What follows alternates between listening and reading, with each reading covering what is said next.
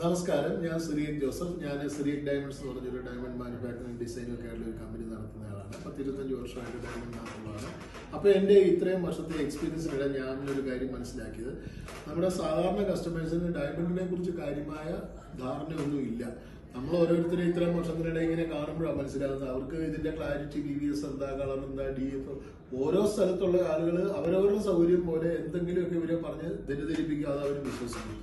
ഇപ്പൊ ശരിക്കും പറഞ്ഞാൽ ഇത്രയും വർഷങ്ങൾക്കിടയിൽ എന്റെ കസ്റ്റമേഴ്സ് ആയിട്ടുള്ള ആളുകൾക്കൊക്കെ എന്നേക്കാൾ നന്നായിട്ട് ഡയമണ്ടിനെ കുറിച്ച് അറിവ് വരുന്ന രീതി ഞാൻ അവരെ പഠിപ്പിച്ചു വെച്ചിരിക്കുക. അപ്പൊ അവര് തന്നെ പലരും സജസ്റ്റ് ചെയ്ത് ഇത് ശരിക്കും പറഞ്ഞാൽ എല്ലാവരും അറിയണം, ഡയമണ്ട് മേടിക്കുന്ന എല്ലാവരും ഡയമണ്ടിനെ കുറിച്ചുള്ള A to Z എല്ലാ കാര്യങ്ങളും അറിയണം. അതുകൊണ്ടാണ് ഞാൻ ഇങ്ങനെ ഒരു വീഡിയോസിലേക്ക് ഞാൻ വരുന്നത്.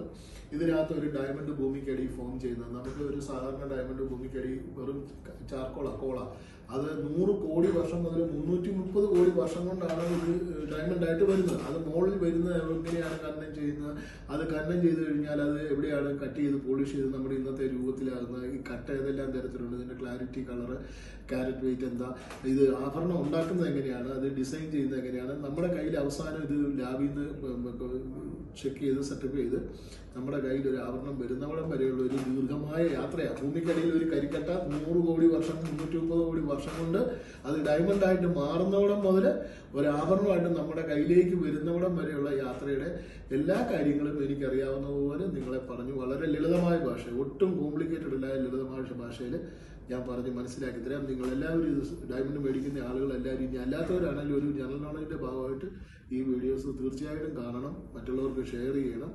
നിങ്ങൾക്ക് എല്ലാ നന്മകളും നേരുന്നു. നമസ്കാരം.